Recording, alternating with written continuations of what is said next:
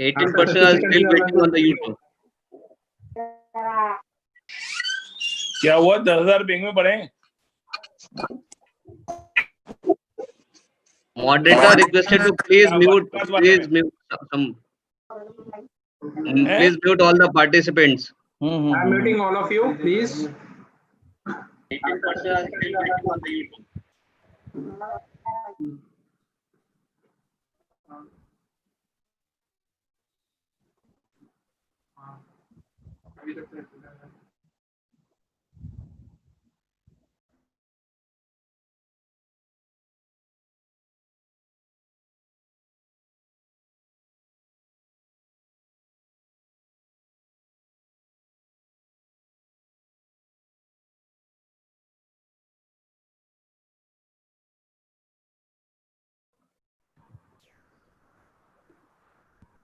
Is so audible? Yeah, it is audible. I think we should start now. Please start. Okay.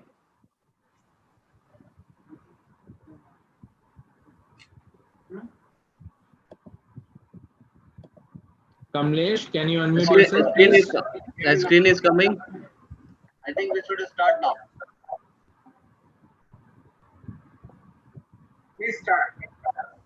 Yeah. We have almost 70 members right now, so we can start. Okay. So good evening, everyone. Namaste. Welcome to the webinar of Connecting Professional Foundation. Myself. Mr. Santosh, your video is off, I think so. Yeah. My Your video is off. Almost 70 members right now, so we can start. Okay. So good evening, everyone. It's a coming. Welcome to the webinar of Connecting Professional Foundation. Myself. Mr. Santosh, your video is off, I think so. Yeah. I've closed the YouTube also. I request don't It's open okay. both the things. Don't open both the things, both YouTube and this. Yeah. Only use one thing. I got the point. Okay. So I think we should start now. Good evening, everyone. Namaskar. Just mute YouTube. Santosh ji Yeah. कैसे हैं? Sanjay ji, it's audible. अब सही अब clear है. Yeah. I'm just starting the session. अभी मनोज जी नहीं आए क्या? मनोज जी ने ज्वाइन नहीं किया? Manoj ji just joining. Okay. So we are just starting for the introduction. So बहुत स्वागत है आप लोगों का. Very warm welcome to everyone. Myself, CA Santosh Ramanuj, the founder of Connecting Professional Foundation. We have started the foundation last year after the budget seminar, with the budget seminar at least, I must say. With the budget seminar, we have started with a few members. I think it's 20 or 30 members are there to start this foundation.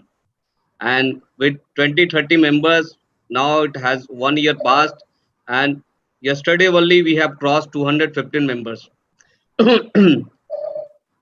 Earlier we are focusing to have members in Delhi NCR only, but now in pandemic it's a virtual webinars are going on, so we allowing to have members from all over India.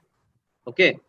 Accordingly, we having conveners of all across the cities, like from the Bangalore, like from the Bombay, from Kolkata, from Pune, from Patna, from Varanasi, from everywhere. And members are from other cities are joining. See, our purpose of connecting professional to bring all the members at a common platform. Suppose you are practicing in Delhi or Mumbai. If you are getting some assignment in Bangalore, then Mr. Gyan Agrawal is there. He is the convener of Bangalore branch. So you can use the resources of Gyan. That means you can use the office of Gyan. You can take the advice of Gyan. So where is the NCLT location, RBI location, or income tax office and all. You can take the manpower support also. So in such a way, इस तरीके से क्या होगा कि आप जैसे जो आपका कॉमन, जो आपका जिस सिटी में रह रहे हैं, तो इंडिया के किसी कोने में जाएंगे तो आपको सेम जैसा फील होगा, दिल्ली के जैसा ही। अगर दिल्ली में प्रैक्टिस कर रहे हैं तो मुंबई में जाएंगे तो मुंबई की तरह, क्योंकि आप we having the members of connecting professionals there, हुआ। और वाइस वर्सा उनको भी सपोर्ट मिलेगा, बैंगलोर वाले जब दिल्ली आएंगे या मुंबई जाएंगे तो उनको भी सेम सपोर्ट मिलेगा। तो इस तरीके से we are focusing to support each and every one, and we having our CP page, हमारा फेसबुक का ये पेज है। I am just sharing my screen to have a look on the our Facebook page, YouTube page. It's our Facebook page on which more than 2,600 likes are there. People are very much active on this platform. Okay, for the discussion also you may इसी तरीके से discussion भी करना है तो यहाँ से भी आप क्वेरी रेज कर सकते हैं और अपडेशन आपको रेगुलर मिलता रहेगा। अभी हमारा ये this is our website www.connecting-professionals.in। तो इस पे अब it's under process, still going, अभी चल रहा है इस पे काम, तो ये बहुत जल्दी लाइव हो जाएगा। ओके, सो अभी हैविंग, और जो लोग अभी फेसबुक पेज लाइक नहीं किए या इनवाइट नहीं किए हैं अपने फ्रेंड्स को, they can like the page and invite also, और अपने यूट्यूब चैनल्स को भी आप लाइक कर सकते हैं। ओके, सो ये अपना पर्पस है, और we having target to add more than 2,000 members in by the December end having target more than 10,000 members by the next year end. और जब अपने पास 10,000 मेंबर्स हो जाएंगे तो यू कांट इमेजिन कि क्या क्या हमारे को अपॉर्चुनिटीज मिलेंगे। आपको अपॉर्चुनिटी ओवरसीज से भी मिल सकता है, we can add member from the overseas also, ठीक है। फिर हम लोग ओवरसीज में दुबई, सिंगापुर, ऑस्ट्रेलिया, यूएस, सब तरीके से सब वहाँ के सीएफए, सीएस, सीपीए सारे तरह के मेंबर्स को ऐड ऑन कर सकते हैं, ठीक है। तो we can have direct opportunity from the overseas also. तो ये अपना व्यू है इस फाउंडेशन को फॉर्म करने का, और हम लोग के साथ बहुत सारे टीम मेंबर्स हैं, जिसमें कि वी हैविंग ऑलमोस्ट 35 कन्वीनर्स है, जिसमें कि कमलेश मिश्रा हैं, नीलेश जैन जी हैं, अरुण हैं, आशीष जी हैं, संजय बंसल जी हैं। इस तरीके बहुत सारे लोग हैं जो who are working as a team members for the support of connecting professional। अभी इनिशियल एज में है लेकिन काफी अच्छा ग्रो कर रहा है, और आप लोग चाहें तो अपने फ्रेंड्स को भी ऐड ऑन कर सकते हैं फ्रॉम ऑल ओवर इंडिया, कहीं से भी आप दोस्तों को ऐड करें ताकि दे विल बी बेनिफिटेड, ठीक है। अभी लास्ट ईयर से मेरे को लगता है कि आपस में ही मेंबर्स काफी अपने फ्रेंड सर्किल में ही, मतलब ये जो आउटसोर्स या फिर उनके सपोर्ट से बहुत सारे असाइनमेंट करने लगे हैं, ठीक है। चूंकि मैंने फॉर्म किया था तो बहुत सारे मेरे को कॉल मैसेज आते रहते हैं, तो उस तरीके से आपको ये सपोर्ट सर्विस मिलता रहेगा। प्रैक्टिशनर्स को काफी सपोर्ट मिल रहा है, जॉब सीकर्स को काफी सपोर्ट मिल रहा है, जितने भी मेंबर्स हैं, ठीक है। तो through connecting professional foundation you will have sharing of man power also. Office भी शेयर कर सकते हैं इन दिल्ली ऑल्सो, अगर ऑफिस नहीं है किसी के पास तो many volunteers are from the connecting professionals, they having good space, तो वो अपना ऑफिस अलाउ करते हैं दूसरे को भी शेयर करने के लिए, ठीक है। Man powers you have getting good assignments, और जहाँ पे बहुत सारे आपको मैन पावर की जरूरत पड़ेगी, that you can take from the others CP members, they will support you always. Okay, तो ये अपना व्यू है कनेक्टिंग प्रोफेशनल्स का।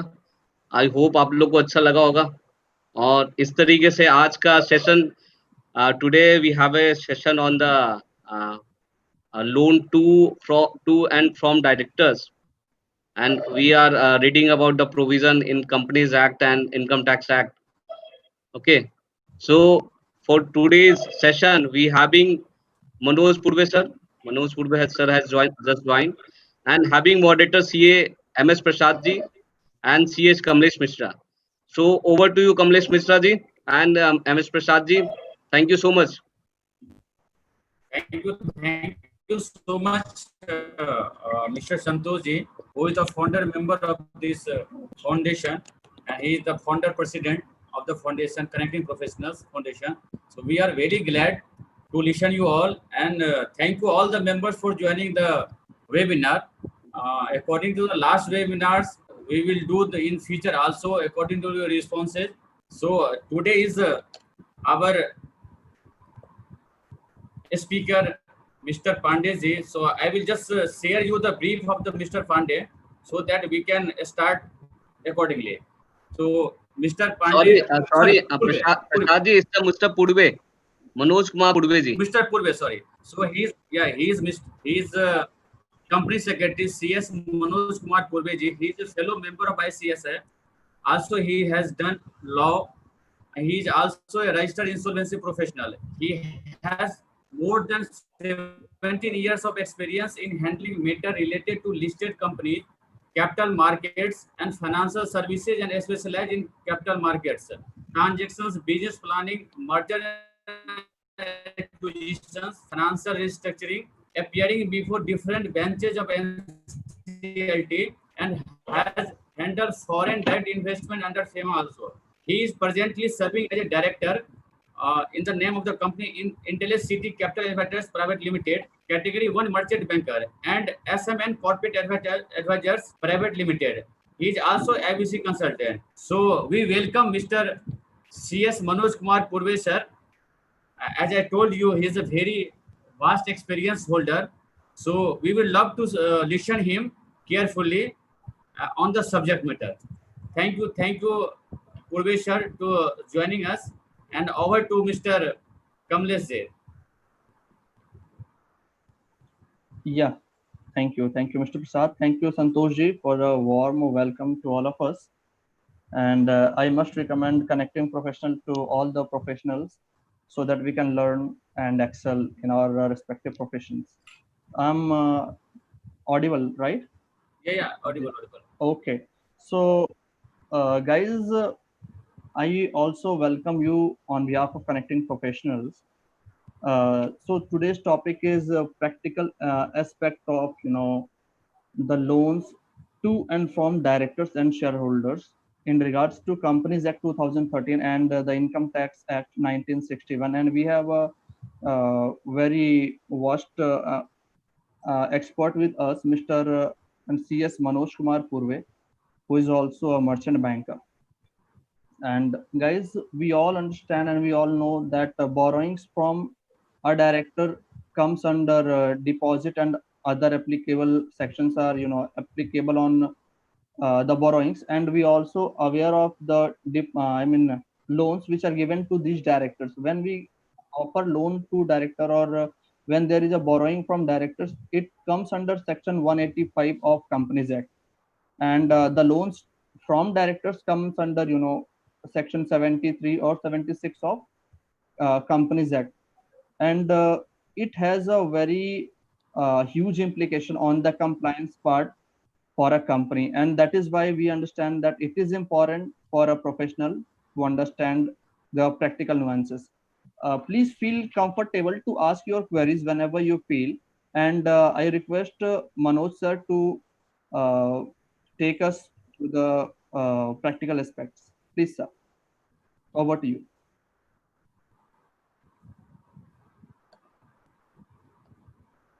Manoj, are you there?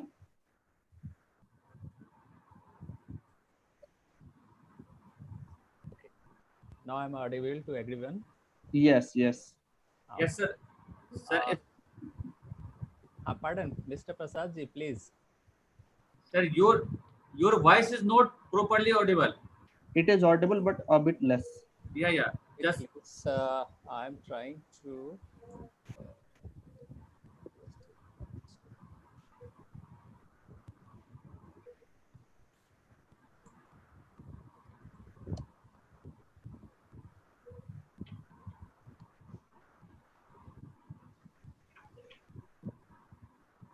Hello. Now it is clear. Yes, sir. Please carry on. Okay. Thanks to Connecting Professionals. professional. First of all, giving me opportunity to interact with different segments of professionals. It is good for me and good for the different segment of the professional as well. And what I have received in my practicing career, I'm going to deliver on that. And I'm trying to make it, this topic is the practical one. And uh, thanks to Santosh ji, thanks to Kamlesh ji, Raj ji, and whosoever be associated with the connecting professional. Thank you. So starting, I'm trying to start these things by taking it as a practical manner. तो ये सभी को हमारे सभी लोगों को अच्छे से चीज़ों को कॉन्सेप्ट पे कंसेप्चुअली वो पकड़ सके. Loans to director, loans from director or shareholder, etc. This is the topic, and as per the Companies Act or as per the Income Tax Act. So we go by these things. So first we have starting with the Companies Act.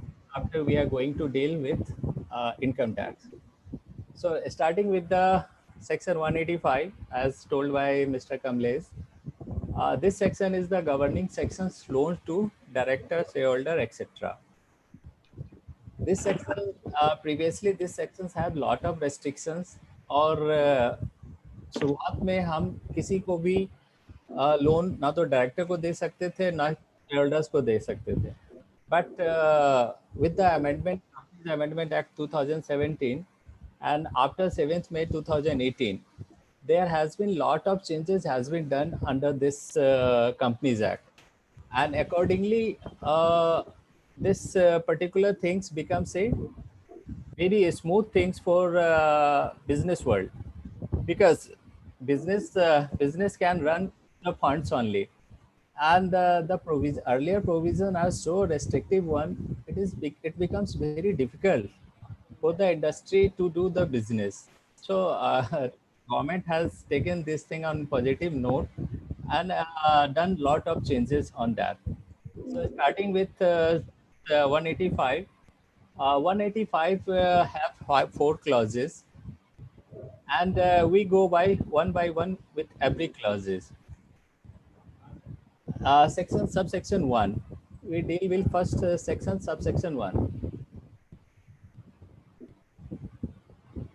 That is for subsection 1, basically what is that? This is restriction. First 185 says these are the restrictions. Subsection 2 says these are the exemptions. And subsection 3 specify the procedure, and subsection 4 ever talks about the penalties. So in that way we can take it. First go by subsection first.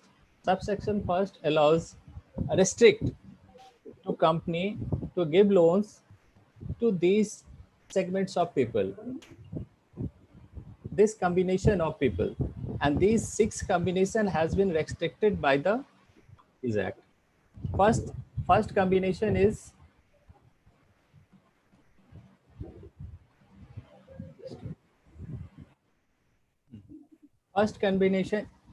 if company providing loan to any director of the company.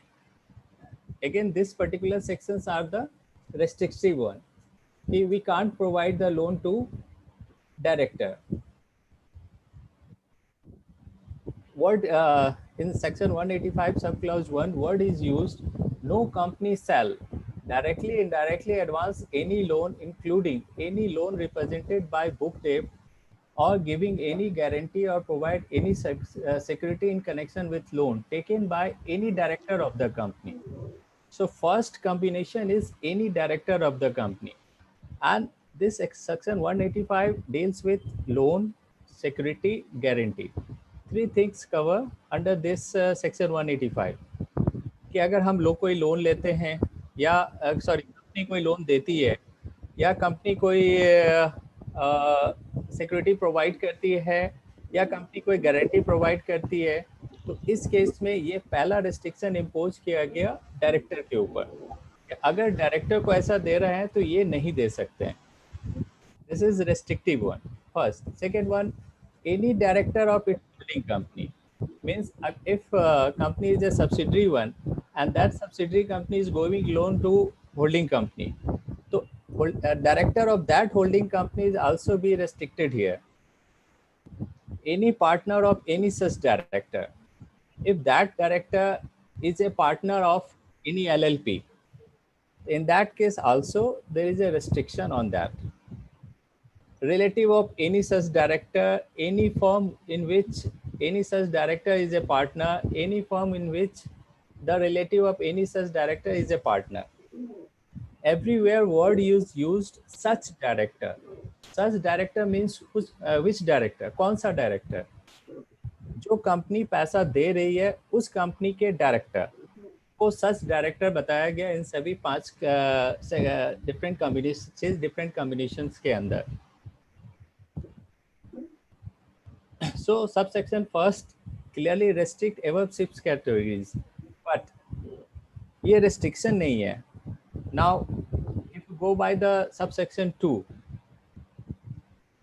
now subsection 2 says a company may advance any loan including any loan represented by a book debt, guarantee security in connection with any taken by any person in whom any of the director of the company is interested, subject to the condition that means by following subsection 2 हम कोई भी loan, कोई भी guarantee, कोई भी security हम provide कर सकते हैं, कंपनी प्रोवाइड कर सकती है. What is that? क्या कंडीशन है? सिर्फ हमें 2 चीजें माइंड करनी है. एक, हमारा स्पेशल रिजोल्यूशन पास करने है कंपनी को, और दूसरा क्या है कि जो पैसा कंपनी दे रही है that money should be utilized only for the purpose of principal business activities of the company. Again, here question is what is principal business of activities of the company? तो ये principal business activities कहीं define नहीं की गई है. Principal business activities क्या है?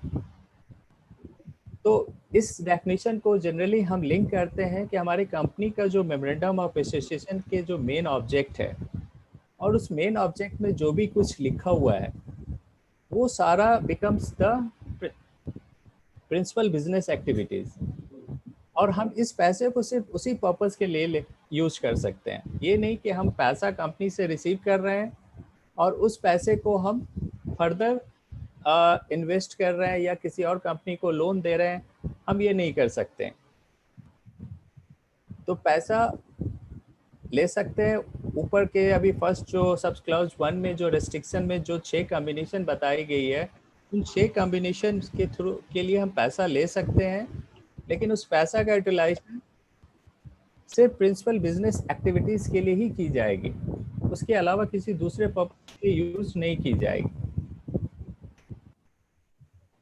अब यहाँ पे एक सब सेक्शन 2 में एक पॉइंट्स और भी बताई गई कि any person whom any of the director of the company is interested,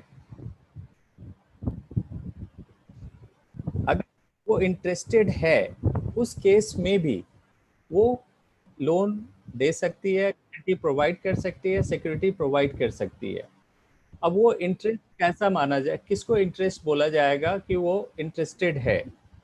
Any private company of which any such director is a director or member, such director means the director of the lending company, जो पैसा दे रही है उस company के director अगर उस company में है जिस कंपनी को पैसा दिया जा रहा है, तो अगेन सब सेक्शन 2 के कंप्लायंस पूरा करना है. ऐसा दे सकती है पैसा, बट कंप्लायंस को पूरा करना है. Earlier it is restricted, now it is allowed. Minimum 25% of the total voting power may be exercised or controlled by any such director or by 2 or more such director together. Means A private limited company giving a loan to B private limited company.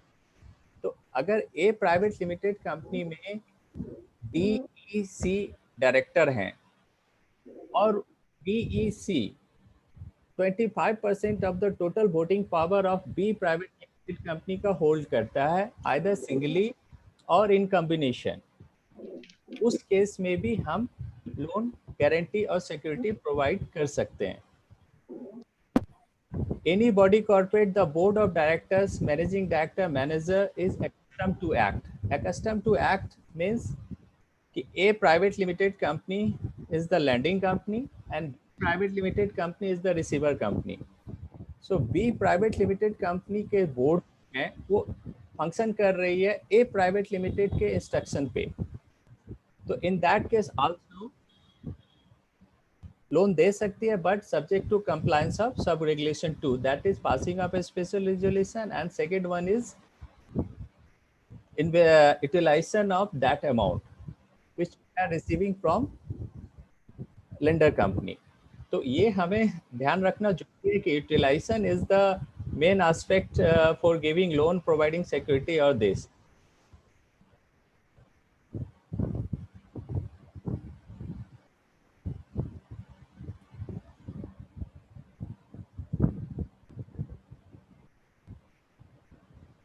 Now, अब one important point is here, subsection 1 और 2 ये apply नहीं करती है अगर हम ये loan company के मैनेजिंग डायरेक्टर और होल टाइम डायरेक्टर को दे रहे हैं.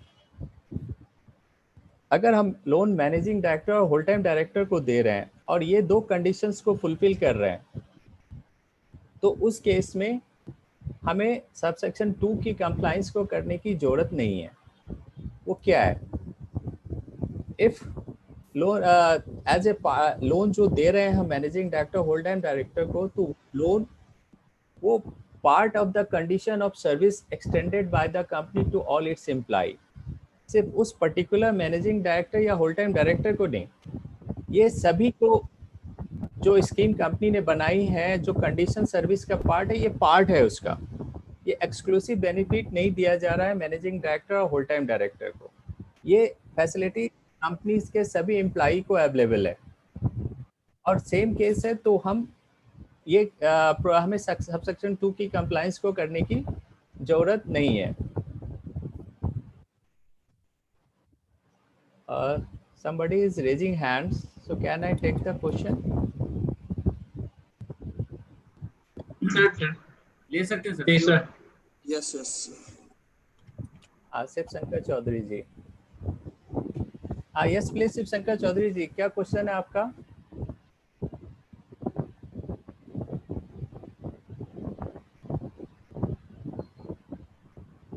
Okay Sir, what we can do is we can let the session continue and we can take the queries at the end. That would be comfortable. Okay. And I will request to all the participants to please send your queries in the chat box. We'll take that in the end. Please, sir. Okay. So loan to a managing director or whole time director. So again, subject for compliance of subsection 2. So if a whole time director or managing director company is providing loan to a managing whole time director, and that loan is part of the scheme of the organization or part of the service condition, then there is no issue and we can give them.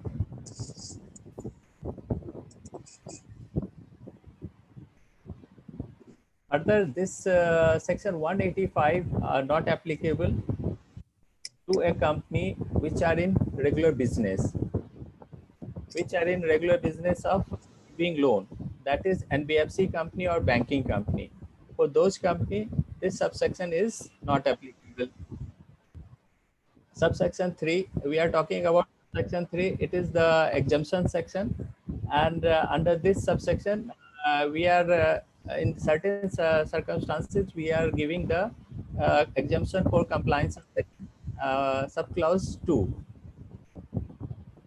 So this company, NBFC company, is providing a loan, must charge interest at a rate of government securities. Earlier this line is something else. Here is restricted to government securities at prevailing yield of 1 year, 3 years, 5 years, 10 years. If somebody is investing amount in government securities and whatever yield receiving on that security, them has to be charged in case of providing a loan to to its director shareholder.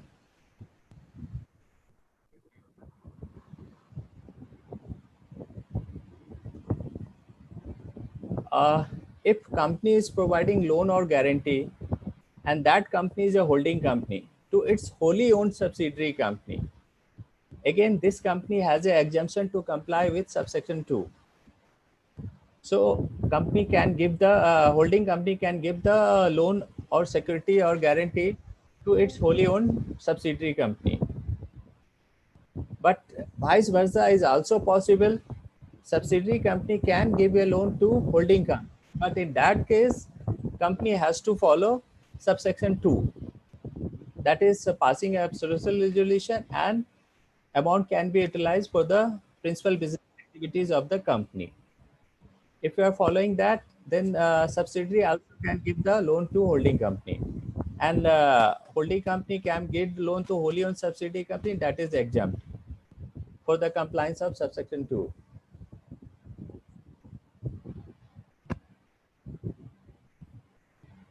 Principal business activity, as already I had discussed, principal business activities always be taken as taken from the main object of the memorandum. Whatever written in the memorandum, that is going to be the principal business activity of the company, and that must be reflected in our balance sheet and profit and loss account. So we can't book income in our profit and loss account if that income, वो जो income है वो हमारा होना चाहिए जो हमारा main business main object में जो चीज़ें लिखी हुई है उसके अकॉर्डिंगली वो इनकम बुक होनी चाहिए हमारे प्रॉफिट एंड लॉस अकाउंट में. That is going to be a principal business activity.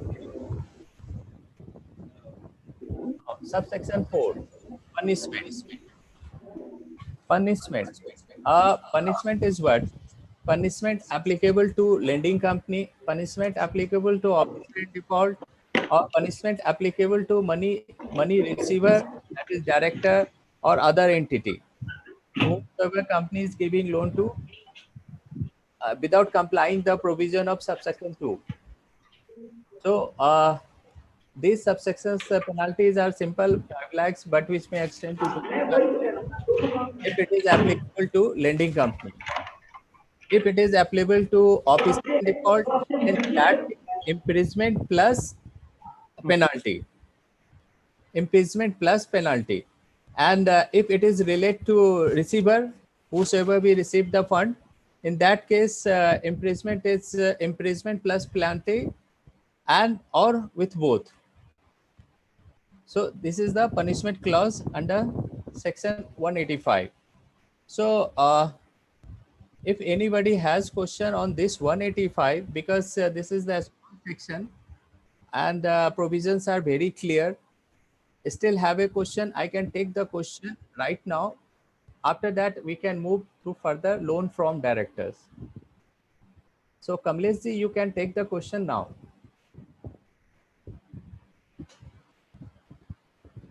Hello. Yes, sir. Am I audible? Yes, sir. Just a moment.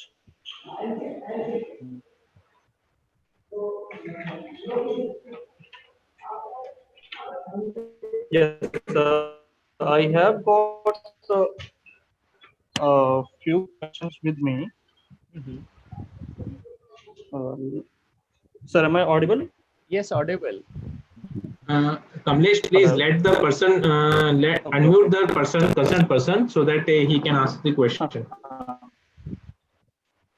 Okay, so these are already in this in chat. So let me ask these questions, and further if anyone has questions, they can ask themselves. So sir, I have got a few queries, so I'm taking one by one. Okay. Okay, so the first question I've got from Miss Amisha is can a holding company lend loan to the director of its subsidiary company? If yes, then what is the limit? Okay. 2 points is here. One is giving a loan to director of subsidiary company. Our second point is about the limit. There is no limit to give the amount. limit has specified under section 186. 185 talks about only to whom company can give a loan, provide a guarantee or security. 185 relates to providing a loan and compliance of condition of that loan. 186 talks about the limit. So see the limit specified under 186. If company come under that limit, they can provide the loan to that. And now first question, whether company can give a loan to the director or not. Yes, company can give. There is no issue, but compliance of subsection 2 must be done.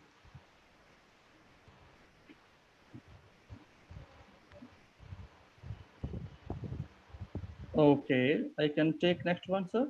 Yes, please. Okay, so I have a question with me is whether director can transfer the property in his name to the company, and further the principal business of the company is selling agricultural plots and purchasing agricultural plots. Okay, so in this case, the company is into agricultural plots, but director who is holding property in his name wants to sell the property to the company. So is it possible or not? It is nothing to do with section 185. 185 is only about the loan to director, security and providing of guarantee. But question is, okay, I'm going to give the answer of this question. See, property is in the name of director. And if they wants to sell it to the company, why not? There is nowhere restricted of this transaction. So director can sell the property to company, and उसमें I think there is उसमें कोई issue है नहीं. Exactly. We just make sure that we have to make sure that it is under section 188. मतलब arm length ratio that I. Now I have a query from Mr. Puneet. Hello. Yes, am I audible, sir? Yes. Okay, so what I think and what I suggest in the last query is the section 188 should be applicable, and there the person has to understand and make sure that arm length transaction should be there, and compliance related to related party transaction should be made of. Now I have a query from Mr. Puneet Garg. It is if subsidiary company giving loans to holding company, then it should be used for principal activities of holding company. That okay. Next point is loan from director. This is very crucial. Loan from director is the company is receiving the funds from director, shareholder, etc. This for starting हमें एक चीज को समझना बहुत जरूरी है. That is definition of deposit. Section 2 subclause 31. Any receipt of money by way of deposit as per deposit rule. हम कोई भी पैसा अगर रिसीव कर रहे हैं, any receipt of money, section 231 start with 2 subclause 31. Start with any receipt of money means any receipt of money. It can be by way of deposit by following the rules of deposit. First, second, any receipt of money as a loan in the nature of, and third one is any other form. First two are the specified things. First is deposit, receipt of money by way of deposit. अगर deposit के रूप में हम receive कर रहे हैं और वो डिपॉजिट रूल को फॉलो करके कर रहे हैं सेक्शन 73 के अंदर. सेक्शन 73 के प्रोविजंस को फॉलो करके अगर हम कोई पैसा कंपनी में रिसीव कर रहे हैं, then it's no issue. Second, उस केस में हम सेक्शन 73 की कंपनी को फुलफिल कर रहे हैं और पूरा कर रहे हैं. Next point is loan. Loan के जो टर्म्स है सेक्शन 180C और जो लिमिट स्पेसिफाइड है उस लिमिट के अंदर हम कर रहे हैं, तो लोन में भी कोई इशू नहीं है. हम उस रूप में भी पैसे को कंपनी में रिसीव कर सकते हैं. और तीसरा फॉर्म है in any other form. ये फॉर्म जो any other form, this is the very crucial one. any other form ये काफी वाइड है, काफी खुला हुआ है. इन एनी अदर फॉर्म में हम पैसे रिसीव कर सकते हैं कंपनी, लेकिन उस केस में हमें चैप्टर 5 को ध्यान रखना पड़ेगा. चैप्टर 5 में सर्टेन एग्जम्पशंस दी हुई है. तो एग्जम्पशन 17 पॉइंट्स के अंदर है, 17 पॉइंट्स है उसके अंदर और 17 एग्जम्पशंस दी गई है. जिस एग्जम्पशंस को फॉलो करके हम कंपनी जो है लोन रिसीव कर सकती है.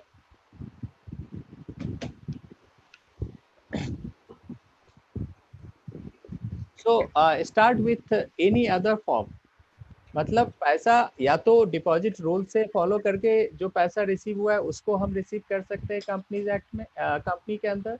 दूसरा है लोन के रूप में जो पैसा मिला है, से फॉर एग्जांपल बैंक हमने कोई पैसा रिसीव किया है, तो वो बैंकिंग वो लोन है, लोन ट्रांजेक्शन चार्ज क्रिएट होगी और हम कंपनी के बुक्स में उसकी एंट्री कर देंगे, कोई इशू नहीं है. डिपॉजिट की भी कोई इशू नहीं है. एनी अदर फॉर्म ये हमारे लिए बहुत क्रूशियल है. any other form. Now, acceptance of deposit. While you are using the word deposit, तो डिपॉजिट जब वर्ड को यूज कर रहे हैं तो उस समय हमें ध्यान रखना पड़ेगा.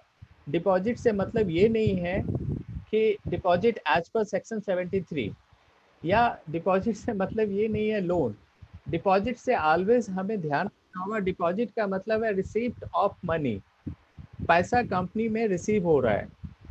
तो कंपनी में पैसा रिसीव हो रहा है whether it is as per the provisions of the Companies Act or not, ये हमें चेक करना है. तो पहला 2 केस में तो कोई इशू है ही नहीं. थर्ड केस जो है इन एनी अदर फॉर्म, इसके लिए एक चैप्टर 5 बनाया गया और उसमें 17 पॉइंट्स को स्पेसिफाइड किया गया और उसको बताया गया कि इफ हम पैसा इन 17 मोड के अकॉर्डिंगली हम रिसीव कर रहे हैं तो वो एग्जम्प्ट है डिपॉजिट के डेफिनेशन से और कंप्लायंस से. वो हम कंपनी हमें ले सकती है, कंपनी उसको रिसीव कर सकती है without making any compliance. And जब हम आप लोगों को ध्यान होगा, जब आप DPT 3 भरते हैं तो DPT 3 के अंदर जो 17 पॉइंट लिस्ट होता है वो वही पॉइंट्स हैं जो कि डिपॉजिट के डेफिनेशन से बाहर आता है.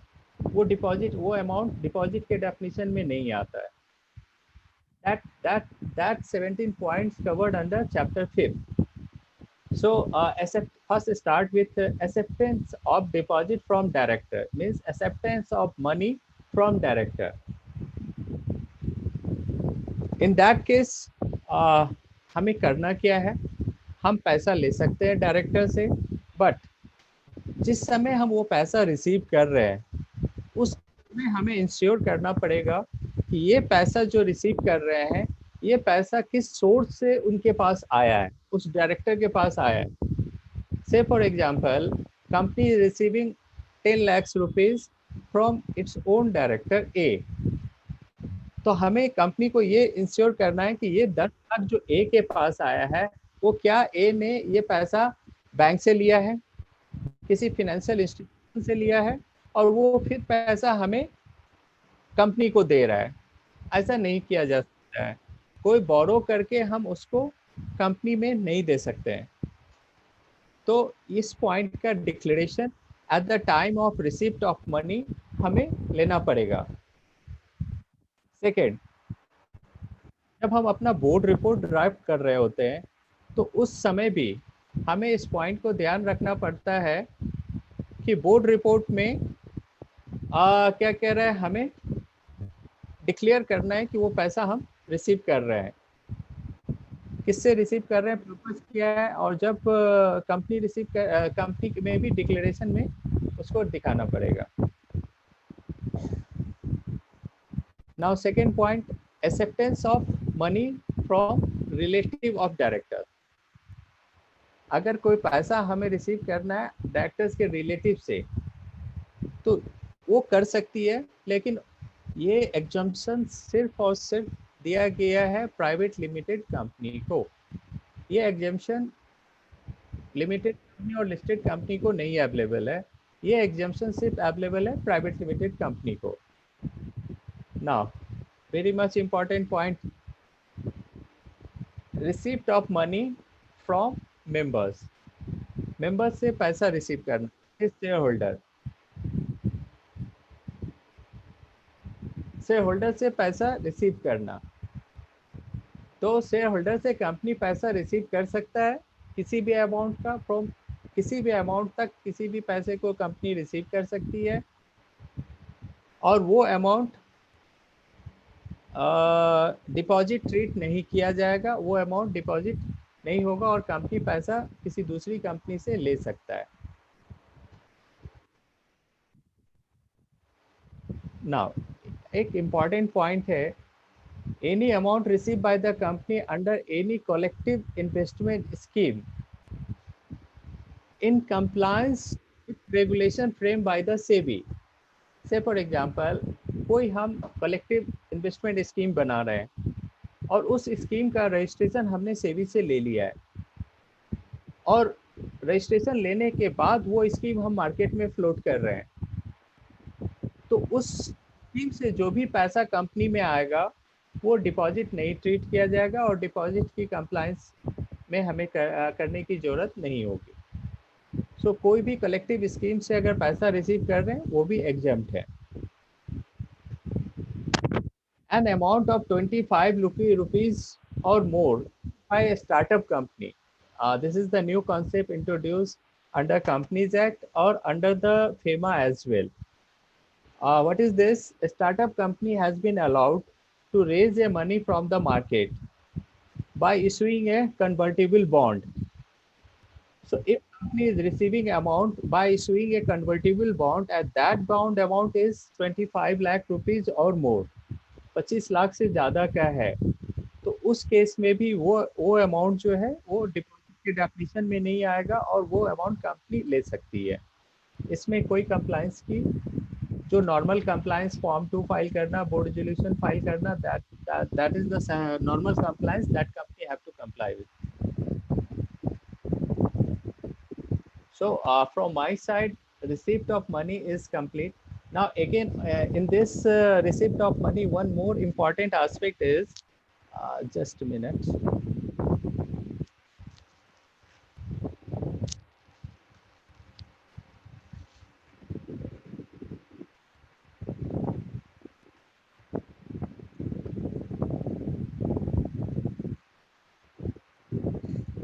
Just minutes, complete.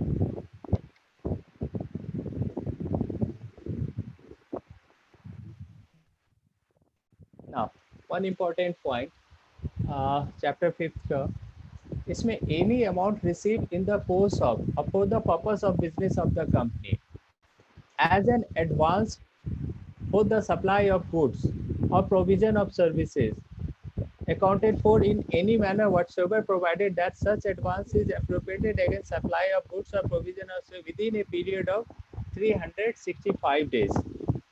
Means अगर कंपनी कोई पैसा रिसीव कर रही है, से फॉर एग्जांपल कोई कंपनी कोई गुड्स परचेज करना चाह रहा है जिसके बदले में उसे कंपनी को पैसा रिसीव हुई है, एडवांस रिसीव हुई है, और बट कंपनी ने वो गुड्स को अभी सप्लाई नहीं दे पाई है और वो पैसा स्टिल कंपनी में पड़ी है, तो वो पैसा भी एग्जम्प्ट है इस प्रोविजन से, सब कि वो मैक्सिमम पीरियड उस पैसे का जो होगा वो 365 डेज से ज़्यादा नहीं हो सकता है।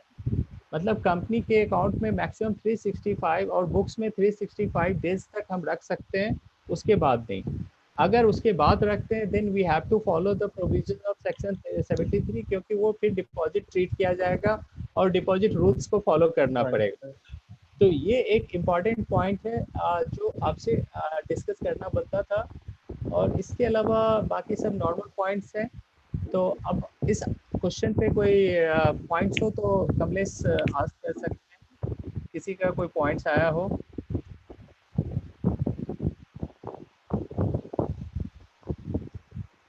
Well sir, it is great कि अभी तक किसी का इस टाइप से कोई क्वेरी नहीं आई है। या you are very clear on your part. तो section 185 talks about loan to director, मतलब कंपनी पैसा दे रही है, और section 2 sub clause 31 read with section 73 this talks about deposit, मतलब कंपनी पैसा रिसीव कर रही है। तो एक देने की बात हुई और एक रिसीव करने की बात हुई। 185, 186, 185 talks about the provisions and compliances. 186 talks about the overall limit. Okay, within that limit, company can provide this thing. Okay. Now, coming to the income tax part, if any don't have it. No, sir. Till yet we don't have any query. Okay. So I am moving to another part, that is income tax. Income tax part. That is a very crucial one, and that should be understood very clearly. Okay, Santosh ji, I can move. Yeah, sir. Sir, I think there are some queries in the YouTube. Okay. Please. The participants who are watching our YouTube session, the Anushka Singh has raised the query. Mr. A is a director and shareholder of ABC Limited. Okay. Whether loan by Mr. A to ABC Limited will be an exempted deposits. Santosh ji, ABC Limited, it is public company or private company? It's ABC Limited. It's a public company, sir. Okay. Please आप carry करें question को। मैं बोल रहा हूँ ABC एक public limited company है जिसमें कि ए डायरेक्टर है एंड शेयर होल्डर भी है। तो whether loan by mister A ने लोन अगर दिया एबीसी को तो ये एग्जम्प्टेड डिपॉजिट्स होगा। इनका क्वेरी ये है अनुष्का सिंह का। अच्छा, मतलब कंपनी वो लोन रिसीव कर रही है, जैसे मैं समझ पा रहा हूँ कि कंपनी लोन रिसीव कर रहा है वो डायरेक्टर से, ठीक है। और कंपनी अगर लोन रिसीव कर रहा है और कंपनी पब्लिक लिमिटेड कंपनी है तो लोन रिसीव करने में कोई इशू नहीं है, वो अलाउड है सभी के लिए। तो पैसा कंपनी रिसीव कर सकती है अपने डायरेक्टर से, बट उस केस में जो उसके कंप्लायंस है वो कंप्लायंस पूरा कर सकता है, कंपनी को पैसा लेने में कोई इशू नहीं। ओके। सीएस मोहित सलूजा जी का क्वेरी है, can HUF give loan to the company or it will be out of director relative definition? No, HUF can give. HUN can give. But okay. But under the Companies Act जो combination deposit वाले definition में आया हुआ है उस combination में fall नहीं करता है, इसलिए दे सकता है। Okay. There is one query of Anju Kumari. In case of a startup, there was some limit you are talking about. This 2,50,000 limit in for the hold or at face value. Question not clear. Question. Actually, I think during your session you are talking about some limit. No, so, I have talked about the limit of section 186.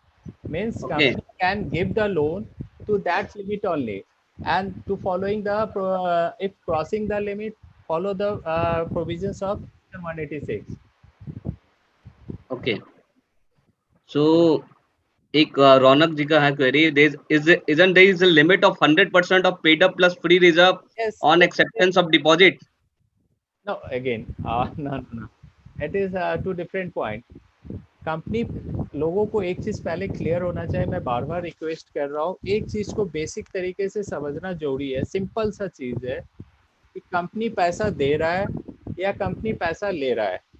अगर company पैसा दे रहा है तो section 185 को हमें follow करना पड़ेगा, और 185 सिंपली सब सेक्शन 2 सेज कि पैसा जब दे रहा है तो उसे स्पेशल रेजुलेशन को फॉलो करना पड़ेगा, और जो पैसा रिसीव कर रहा है उस कंपनी को उस पैसे को प्रिंसिपल बिजनेस एक्टिविटी में ही यूटिलाइज करना हो। ये क्लियर कट है और सिंपल है।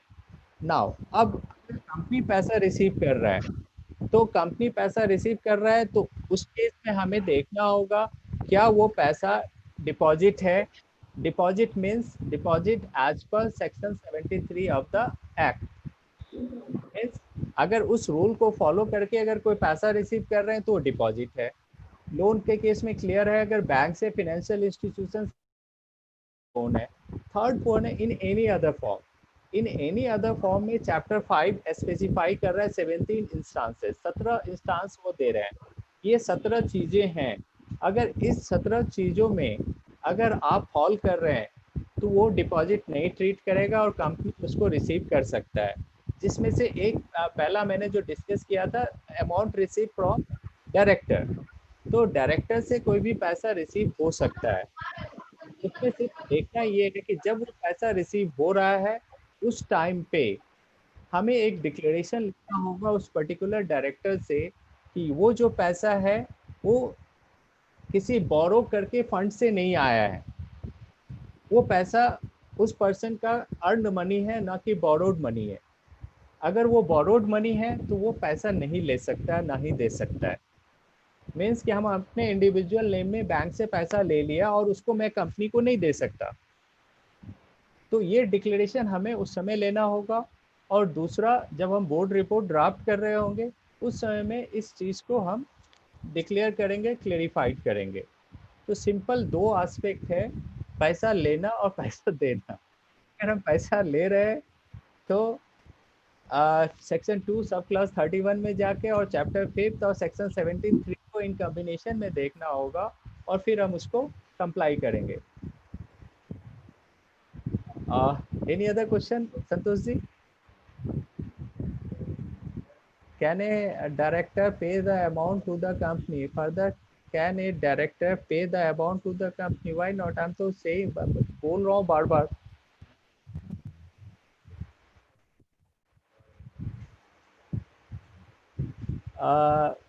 ये जो भी illustrative example बना रहे हैं, further can a company with same director give advance loan to another company with same director? The company and the director also shareholder in receipt company. कोई इशू नहीं है, कोई इशू नहीं है। पैसा रिसीव करना कहीं रेस्ट्रिक्टेड नहीं है। आपको चैप्टर 5 के प्रॉपर पॉइंट को देखना है। चैप्टर 5 कहीं पे ये रेस्ट्रिक्शन नहीं है। Whether section 185 is exempted for private limited company in certain circumstances? Yes. Section 185 basically section 185 तो more उसको ज़्यादा रिलेवेंट बनाया गया है प्राइवेट लिमिटेड कंपनीज के लिए आफ्टर द अमेंडमेंट एक्ट 2017। तो बेसिकली सेक्शन 185 वो मोस्टली केसेस में एग्जम्पशन देती है प्राइवेट लिमिटेड कंपनीज को। So now I am seeing the chart box and all are normal questions. Whether a private limited can create charge on its asset taking loan from a related person? कर सकती है, कोई issue नहीं है। Charge creation तो company का matter है, वो कर सकती है, लेकिन मैंडेटरी रिक्वायर्ड नहीं है।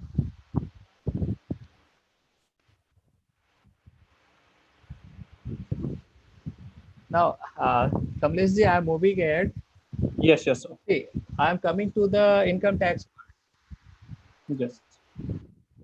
Now, income tax in matters के लिए section सब clause 22 और सब clause E, that is deemed dividend. ये एक सेक्शन है जो loan from director loan to directors के लिए एप्लीकेबल होता है। This is very crucial section और ये काफ़ी इस सेक्शन का बहुत बड़ा डेप्थ है। पहले क्या होता था, व्हाट हैपनिंग अर्लियर, कि लोग कंपनी तो बनाते थे और कंपनी बनाने में कॉन्सेप्ट ये था कि पैसा कंपनी का डिस्ट्रीब्यूट होगा bye way of dividend only. और अगर कंपनी के पास रिजर्व एंड सरप्लस है और कंपनी पैसा निकालना चाह रही है, तो कंपनी पैसा कैसे निकालेगी?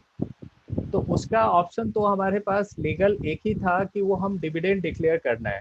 अगर हम डिविडेंड डिक्लेयर कर दें और उसके थ्रू हम शेयर होल्डर्स को पैसा दे दें, बट लोग डिविडेंड डिक्लेयर करने के बजाय डिफरेंट रूट्स यूज करना स्टार्ट कर दिया कंपनी से पैसा विड्रॉ करने के लिए। देन दिस सेक्शन 2 सब क्लास 22E आया पिक्चर में, और इसके बाद इस कॉन्सेप्ट को काफ़ी रेस्ट्रिक्शन मिला, और पहले ये जो इनकम इवेजन का एक रूप बनता था वो अब काफ़ी हद तक रेस्ट्रिक्ट हुआ है, और काफ़ी इसमें डिस्प्यूट है इस सेक्शन पे, पॉइंट्स पे डिस्प्यूट है, लेकिन इसका इंटेंट कॉन्सेप्ट बिल्कुल क्लियर है। Start with that section 2 sub clause 22 or sub clause E, what says any payment by a company, first word used हुआ any payment, अगर कोई भी पेमेंट कंपनी करती है, any payment by a company to a share holder.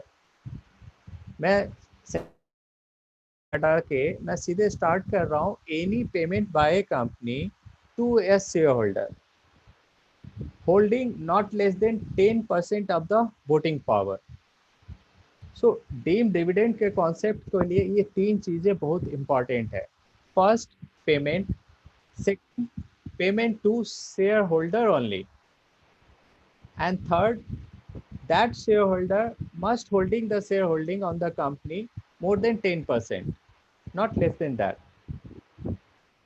So first 3 points, any payment, second to a shareholder, third that shareholder must hold the shareholding more than 10%.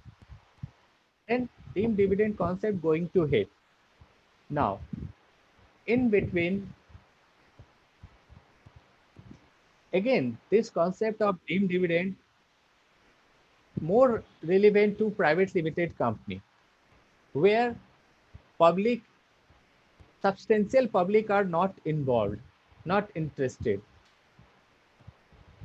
So this deemed dividend concept is not applicable to those companies where public are substantially involved. If public are substantially involved, then in that case deemed dividend concept is done away. वहाँ वो concept लगेगा ही नहीं। ये concept applicable है सिर्फ और सिर्फ closely held companies के अंदर, दैट इज कंपनी जो पब्लिकली सब्सटेंशियल पब्लिक इंटरेस्ट जिसमें नहीं है।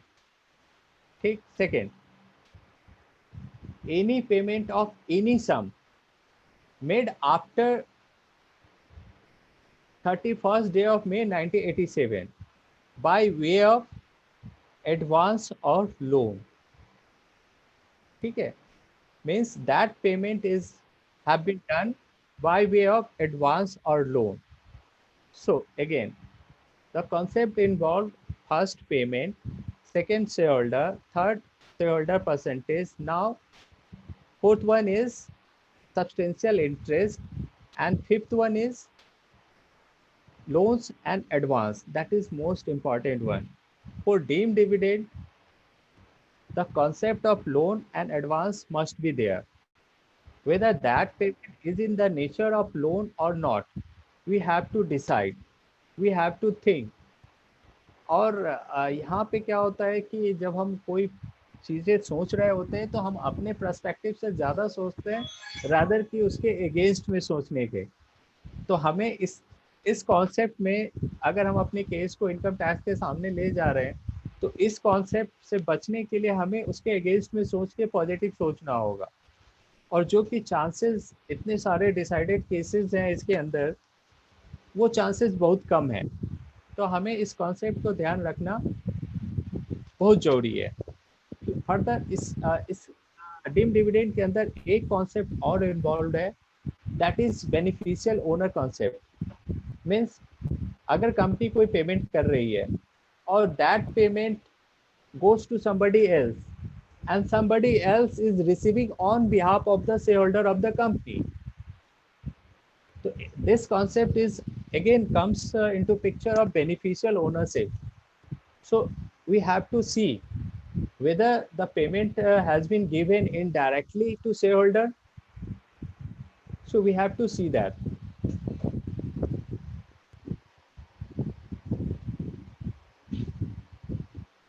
Now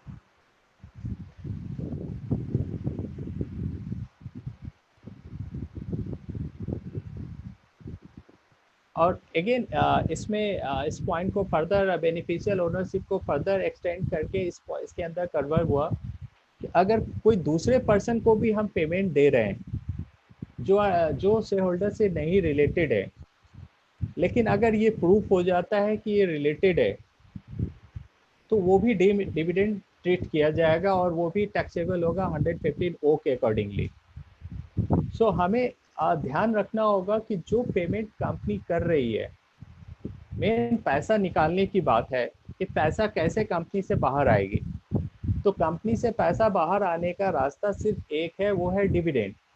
या बोनस इशू करो या डिविडेंड करो या बायबैक करो, इस ऑप्शन से हम पैसा निकाल सकते हैं। But income tax clearly says अगर पैसा किसी दूसरे मोड से निकाला जाता है तो वो सारा डीम्ड डिविडेंड होगा और हमको टैक्स पे करना पड़ेगा। टैक्स को हम अवॉइड नहीं कर सकते हैं।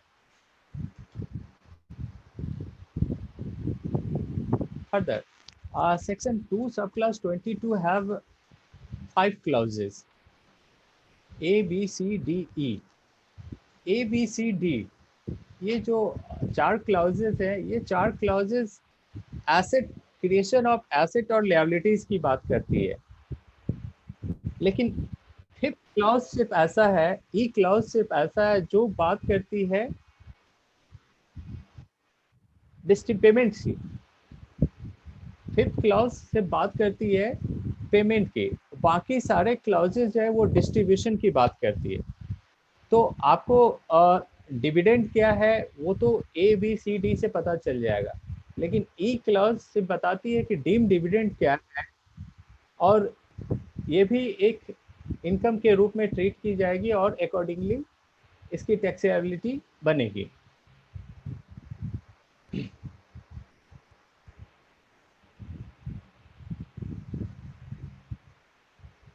Now in our definition, first point is payment of any sum। First point था जो हमने ट्रेस आउट किया था कि इस डेफिनेशन में पहला पॉइंट है payment of any some.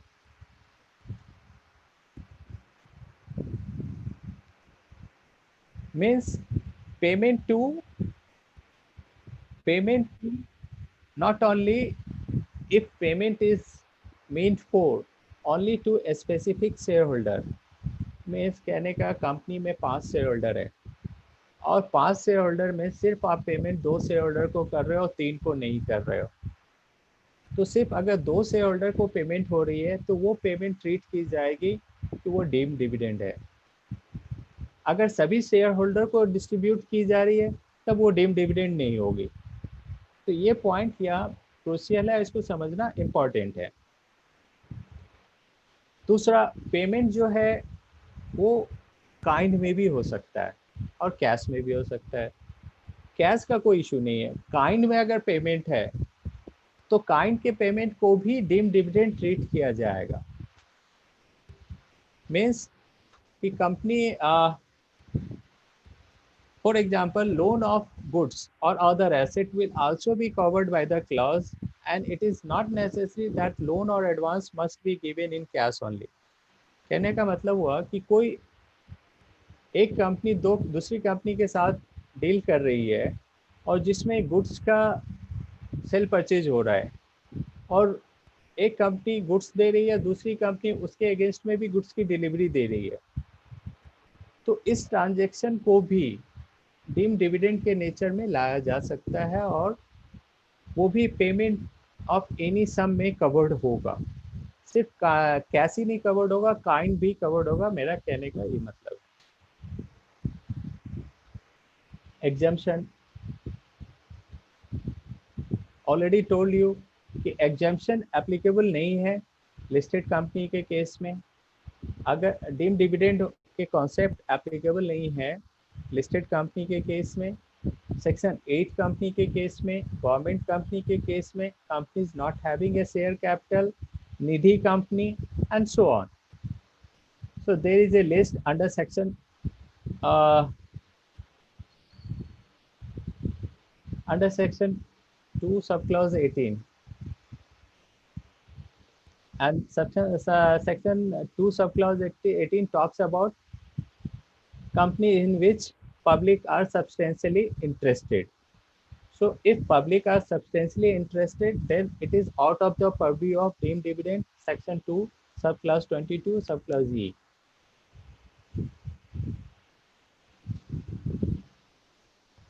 Again, as discussed earlier, loan given by holding company to subsidiary not covered under deemed dividend. But if holding company, if subsidiary company is giving loan to holding company by following the provision of section 185 subclause 2, then in that case, that loan come under the purview of deemed dividend. Okay. Next.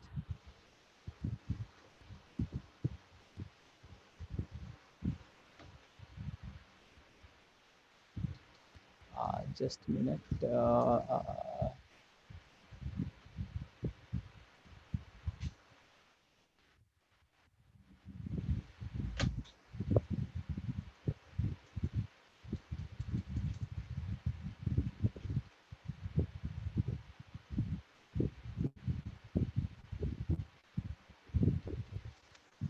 Now, again, अगर कोई loan bonafide loan है और share holders को दिया जा रहा है और वो शॉर्ट टर्म इन नेचर है, कुछ दिनों के लिए दिया जा रहा है, तो क्या वो डीम्ड डिविडेंड होगा? तो अगेन डीम्ड डिविडेंड उसे ट्रीट किया जाएगा सब्जेक्ट टू कि वो लेंडर और बोरोवर के कॉन्सेप्ट को मैच कर रहा है. अगर लेंडर और बोरोवर के कॉन्सेप्ट को मैच कर रहा है तो whether loan is for short duration as well, it is going to be treated as deemed dividend. Say for example, अगर हम कोई पैसा कंपनी दे रही है अपने शेयर होल्डर को और शेयर होल्डर वो पैसा फाइनेंशियल ईयर कंप्लीट होने से पहले वापस कर देती है, तो क्या ये डीम्ड डिविडेंड नहीं होगा? नहीं, ये डीम्ड डिविडेंड ट्रीट किया जाएगा. सुप्रीम कोर्ट ने एक डिसीजन में क्लियर कट कहा था कि अगर कोई पैसा आप in the nature of loan है और एडवांसेज है और वो अगर आपने दिया है तो वो डीम्ड डिविडेंड ट्रीट किया जाएगा. अगर कंपनी ने वो दिया है तो डीम्ड डिविडेंड ट्रीट किया जाएगा. Whether it is for short duration क्यों नहीं है, वो छोटे समय के लिए क्यों नहीं है, फाइनेंशियल ईयर क्लोज होने से पहले क्यों नहीं है? क्योंकि हमने अभी सेक्शन 231 में एक कॉन्सेप्ट पढ़ा कि कंपनी पैसा ले सकती है डायरेक्टर से, तो उस समय में कंपनी पैसा ले सकती है डायरेक्टर से, तो उस समय में तो वो कंप्लायंस करनी होगी. ये है कि कंपनी जब पैसा दे रही है, कंपनी अपने अकाउंट से पैसा दे रही है, तो उस केस में ये देखेंगे कि क्या उस लोन का नेचर, उस पैसे देने का नेचर लोन तो नहीं है. लोन मीन्स लेंडर और बोरोवर का रिलेशनशिप तो नहीं एस्टैब्लिश हो रहा है. से फॉर एग्जांपल, अगर किसी शेयर होल्डर का कंपनी में कोई करेंट अकाउंट चल रहा है और कंपनी के अंदर जो करेंट अकाउंट है उस अकाउंट में मैक्सिमम डेबिट्स हो रही है और वो मैक्सिमम डेबिट हो रही है, तो in the nature of loan बन रही है, तो वो भी डीम्ड डिविडेंड के अंदर आएगा.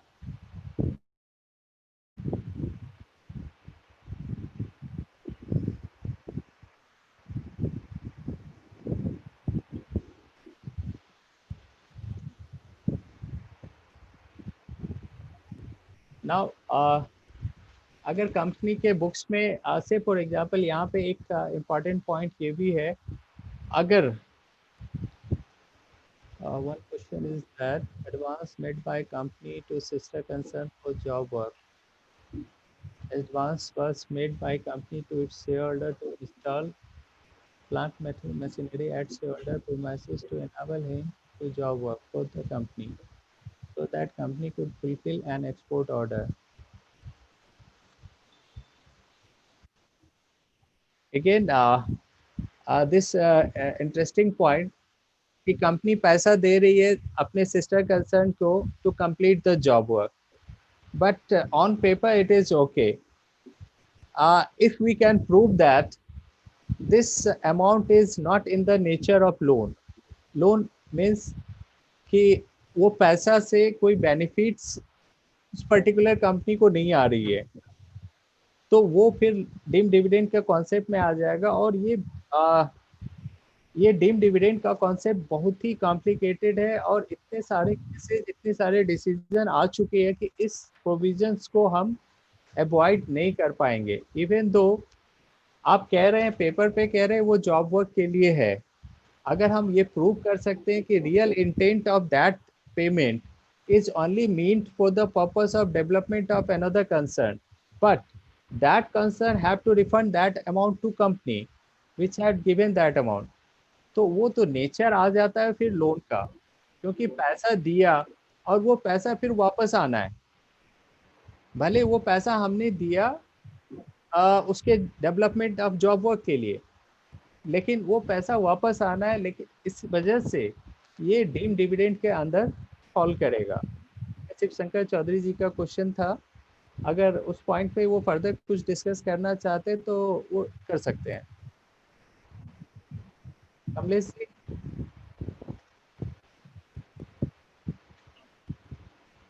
Yes, sir, I'm here. हाँ, ये शिव शंकर जी का एक क्वेश्चन था।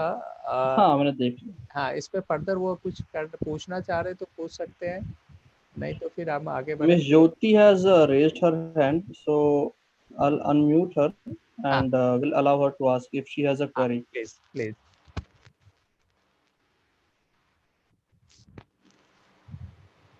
Yeah, Jyoti ji, you there?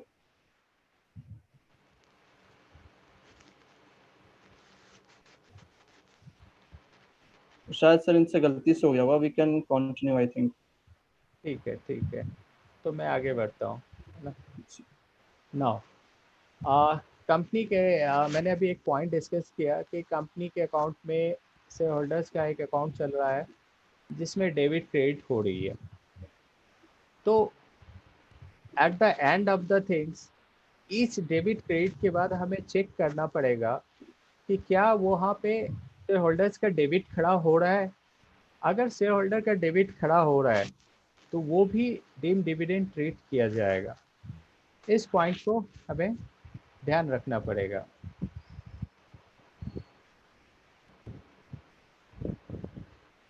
Now moving add,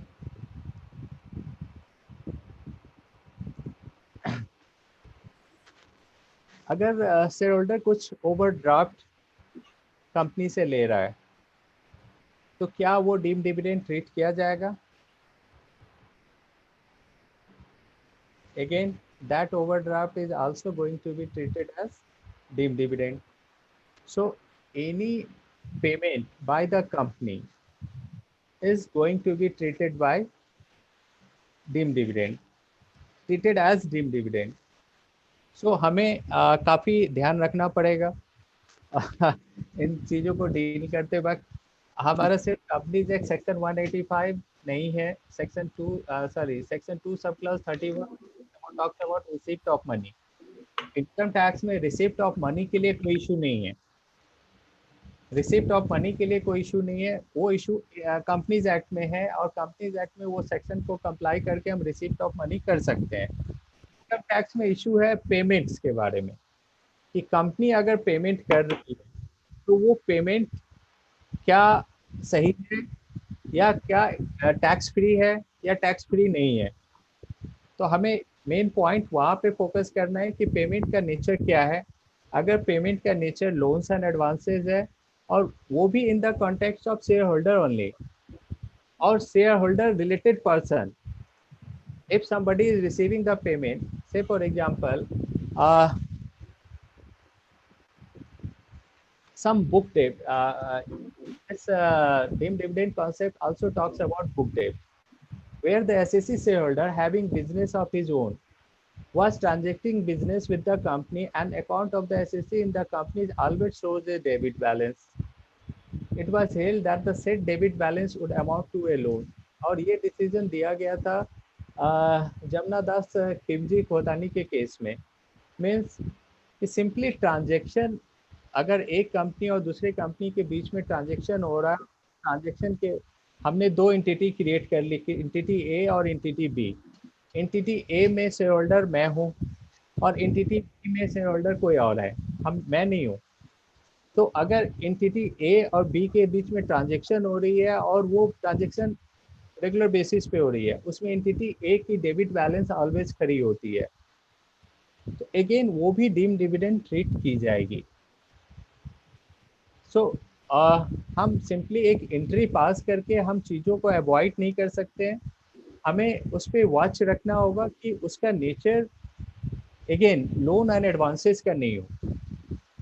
अगर लोन एंड एडवांस से नॉर्मल बिजनेस ट्रांजेक्शन है फिर कोई इशू नहीं है. नॉर्मल बिजनेस ट्रांजेक्शन हम कब कहेंगे, जब जहाँ एसोसिएशन उस शेयर होल्डर का उसके साथ नहीं अराइज हो रहा हो, तो वो नॉर्मल बिजनेस ट्रांजेक्शन है. अगर एक कंपनी के शेयर होल्डर का रिलेशनशिप दूसरे कंपनी के शेयर होल्डर के रिलेशनशिप एस्टैब्लिश हो जाती है, तो वो फिर नॉर्मल ट्रांजेक्शन नहीं होगा, वो डीम डिविडेंड के अंदर वो फॉल कर जाएगी.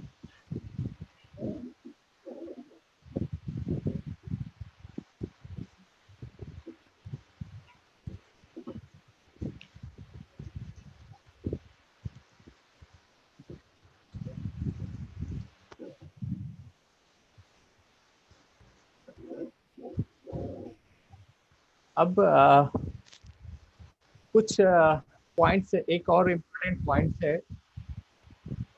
अगर लोन्स एंड एडवांसेस जो दी जा रही है कंपनी के द्वारा, वो डायरेक्टर के रिलेटिव को दी जा रही है, अगर वो लोन्स एंड एडवांसेस दी जा रही है डायरेक्टर को रिलेटिव को, तो क्या वो डीम डिविडेंड ट्रीट की जाएगी? तो क्वेश्चन इज नो, वो डीम डिविडेंड नहीं ट्रीट होगी. लेकिन अगर वो ऑन बिहाफ ऑफ, अगर हो जा रही है कि वो पेमेंट जो उसके रिलेटिव को दी जा रही है वो on behalf of share holder है, देन वो डीम डिविडेंड हो जाएगी. तो अगर रिलेटिव को जो पेमेंट की जा रही है अंडर जेन्युइन ट्रांजेक्शन की जा रही है तो कोई इशू नहीं है. लेकिन अगर ऑन बिहाफ ऑफ एस्टैब्लिश हो जा रही है तो वो फिर डीम डिविडेंड ट्रीट की जाएगी.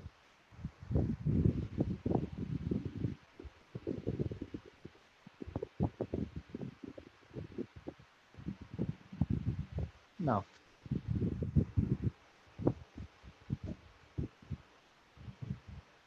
sometimes ये जो भी हमने ऊपर केसेस डिस्कस किए आपसे, डीम डिविडेंड में ये करने से ये डीम डिविडेंड हो जाएगी और उसकी टैक्सेशन 115 ओ के अकॉर्डिंगली की जाएगी. नाउ एक क्वेश्चन आता है, ठीक है, अगर हमने डिविडेंड दे दिया और हम साल के एंड में कंपनी में एक्चुअल डिविडेंड डिक्लेयर कर देते हैं, और जो एक्चुअल डिविडेंड हम डिक्लेयर कर रहे हैं उसमें से इस डीम डिविडेंड वाले पार्ट को एडजस्ट कर देते हैं, तो हमारा टैक्सेशन वाला पॉइंट सिर्फ वही होगा जो एक्सेस होगा. तो excess amount going to be tax under 115 O, rest of the amount going to be adjusted in deem dividend, sorry dividend जो हमने डिविडेंड डिक्लेयर किया है. तो एक ये भी चीज़ है जो हमारे इस डीम डिविडेंड के कॉन्सेप्ट के लिए काफ़ी इम्पोर्टेंट है.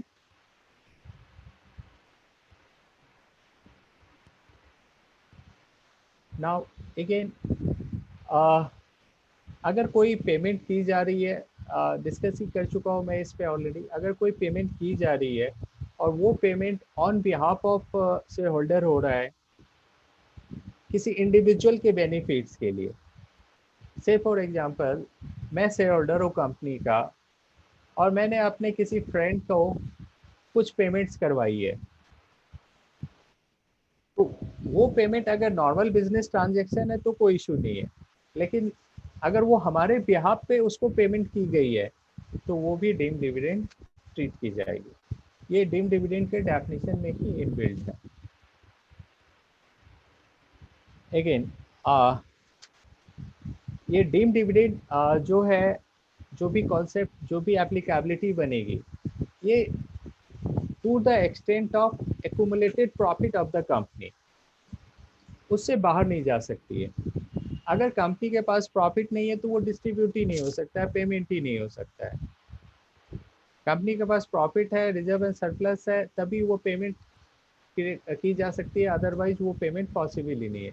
तो to the extent of accumulated profit ही डीम डिविडेंड एप्लीकेबल है।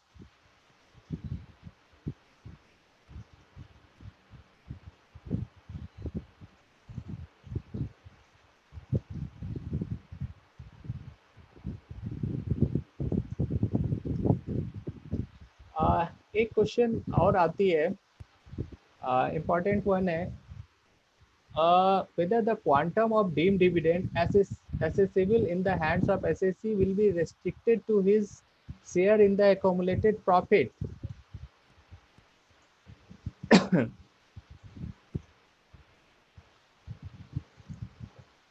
मीन्स कहने का ये है कि जब हमारा केस स्क्रूटिनी में जा रही है और वहाँ डीम डिविडेंड अराइज हुई, एसएससी ने एओ ने फाइंड आउट किया कि कंपनी में डीम डिविडेंड है, तो उस डीम डिविडेंड का क्वांटम क्या होगा?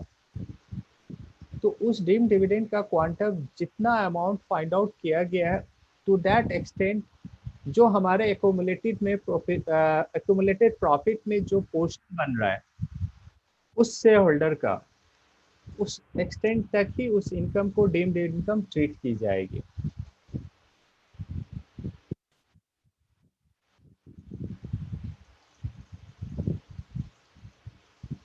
So these are the points, maximum points I have covered.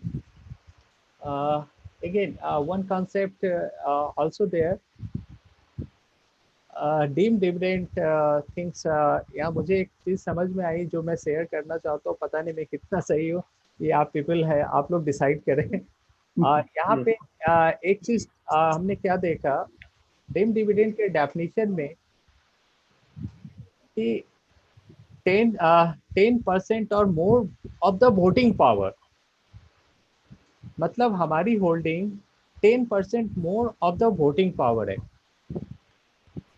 और कंपनीज एक्ट में डिफरेंशियल वोटिंग राइट्स का प्रोविजन है।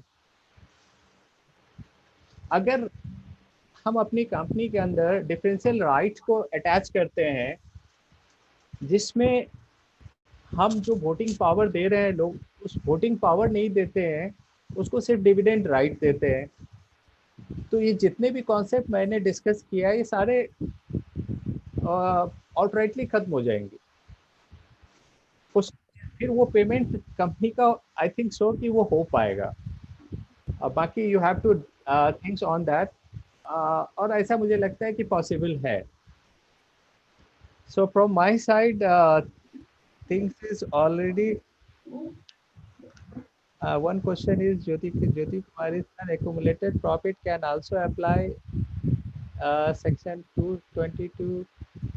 Yes, it is applicable to A to D also.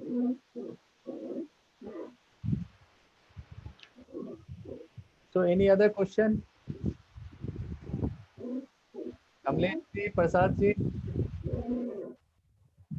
I would request to the participants to ask their queries in the chat box, or they can simply raise their hands so we can unmute them to ask their queries to the panelist. Although sir has explained most of the queries, either it was general or it was special, I don't think the much queries will come. Let's see. Yes. One question is, sir, is there any limit on receiving of loan?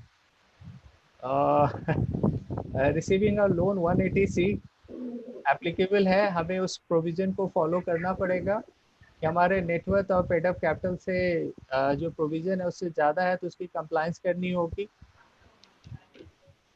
But limit कोई नहीं है। Notification dated 5th June 2015 to exert privately informative still in force. ओहो, हमने इसको start में ही discuss किया है कि yes, still in force. It is applicable to private limited company. Private limited company can give a loan to, loan देना है 185 loan देने की बात कर रही है, तो लोन देने के हिसाब से कोई इशू नहीं है। सब सेक्शन 2 है, सब सेक्शन 2 के कंप्लाइंस को पूरा करके लोन दे सकते हैं। Any other query? Well, it seems there are no other queries pertaining to this. I'll check on YouTube also if there are other queries there. Santosh, you there?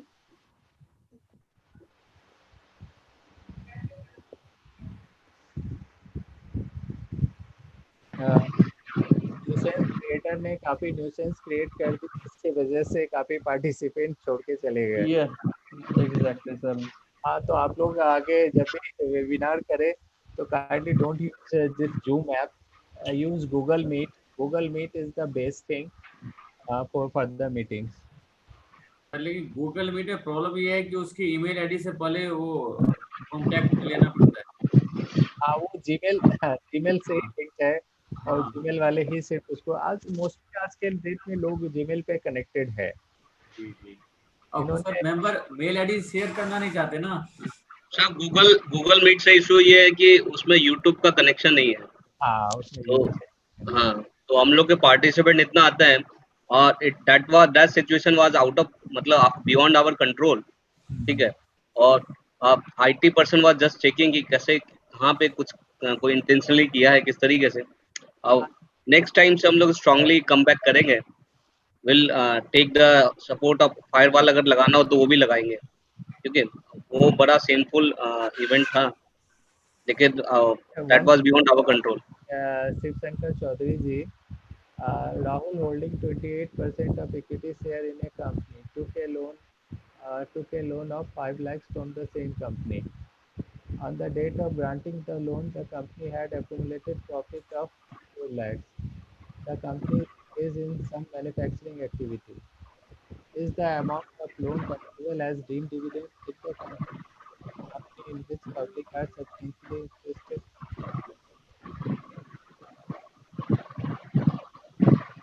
Substantially interested, then outrightly no. Deem dividend का concept ही वहाँ applicable नहीं है, because deem dividend का concept applicable only in that case है कि जहाँ substantial interest नहीं है। अगर सब्सटेंशियल इंटरेस्ट है तो वो नहीं है। सेकेंड क्वेश्चन है, इन विच पब्लिक नहीं है, ये डीम डिविडेंड ट्रीट की जाएगी और इसको डिविडेंड के रूप में किया जाएगा, ट्रीट किया जाएगा और सेक्शन 115 के अकॉर्डिंगली टैक्सेबिलिटी भी बनेगी। वन क्वेश्चन है इसमें sir, accumulated profit can also apply 222 A to 222 A. Yes applicable है, वहाँ भी एप्लीकेबल है। डिविडेंड वो section 222 A to 5 all are defining the dividend and it comes to accumulated profit only, ठीक है। तो accumulated profit से डिविडेंड डिक्लेयर होना, जो ई पॉइंट है, ई पॉइंट में ऐसे इंस्टांसेस क्रिएट किए गए हैं जहाँ पे वो नेचर डिविडेंड का नहीं है, डिविडेंड का है, we call it deem dividend. वो उसको हम डिविडेंड ट्रीट करेंगे और उसकी भी टैक्सेबिलिटी सेम तरीके से बनेगी।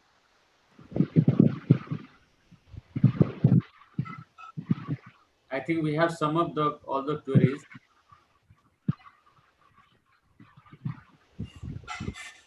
So should we conclude for the session today, Santosh ji? Please check any queries are raised in the YouTube channel also. Please. Yes, we have checked. There are no such queries in YouTube as well. I think you can sum up the session. Sir, my one query is that suppose the transaction is happened between two private limited company, but one limited company involved. So whether 185 186 will attract 186, 185 or 186? both, I'm asking about. No, पहले देखो sir, मुझे simple सा एक चीज, छोटा सा चीज बता, पैसा दे रहा है या पैसा ले रहा है? दोनों होता है, तो कुछ ऐसा ए बी सी। नहीं, अब यहाँ पे क्या है, अगर कंपनी पैसा दे रही है, ठीक है, कंपनी पैसा दे रही है, तो उसमें लिमिटेड और प्राइवेट लिमिटेड से कोई ज्यादा अकाउंट है नहीं। वहाँ पैसा देने वक्त में हमें सब सेक्शन 2 185 सब सेक्शन 2 के कंप्लायंस को देखना होगा। ठीक, 186 में जो पैसा दे रही है, क्या वो लिमिट में है, जो लिमिट 186 में स्पेसिफाइड है? अगर विद इन द लिमिट है, ठीक है, विद इन द लिमिट नहीं है, तो वहाँ पे वहाँ भी प्रोविजन दे रखा है कि अगर हम क्रॉस कर रहे हैं लिमिट को, तो हमें उसको फॉलो करना है। मीन्स वो स्पेशल रिजोल्यूशन और उस पासिंग ऑफ रिक्वायरमेंट दे रखी है, वो हम कंप्लाई करके वो भी हम कर सकते हैं। नाउ अगर पैसा लेने की बात, तो लेने में कंपनीज एक्ट की बात करें तो सेक्शन 2 सब क्लॉज 31 और चैप्टर 5 सेक्शन 2 क्लॉज 31 में जाएंगे तो हमें अगेन देखना पड़ेगा कि वो डिपॉजिट है। डिपॉजिट एक टर्म है जिसके अंदर 3 कॉन्सेप्ट है। Deposit as per the deposit rule जो हमने रिसीव किया है, यानी सेक्शन 73। दूसरा है लोन, अगर किसी बैंक से हमने पैसा रिसीव किया है तो वो तो लोन है, in the loan financial institution से हमने रिसीव किया है, वो लोन है। थर्ड है any other amount. Any other amount ये बहुत क्रूशियल है, इसके लिए हमें चैप्टर 5 को देखना पड़ेगा, और चैप्टर 5 में 17 तरह के इंस्टांसेस दिए गए हैं, जिसमें से एक इंस्टांस है डायरेक्टर से रिसीव करना, शेयर होल्डर से पैसा रिसीव करना, उसमें कोई इशू नहीं है, वहाँ अलाउ किया गया है। ठीक है, उसी में हमने एक इंस्टांस ये भी देखा कि अगर कॉमर्शियल ट्रांजैक्शन हो रहा है और किसी पार्टी से हमने गुड सप्लाई ले ली है, गुड सप्लाई के अगेंस्ट में एडवांस ले ली है, और वो एडवांस हमारे बुक्स में खड़ा है, तो मैक्सिमम खड़ा होने का टाइम जो है वो 365 डेज है। अगर उससे ज़्यादा अगर खड़ा है तो फिर अगेन वो डिपॉजिट ट्रीट किया जाएगा, और deposit means deposit as per section 73, और उस प्रोविजन को हमें फॉलो करना पड़ेगा। Understand. Thank you, sir. Thank you so much.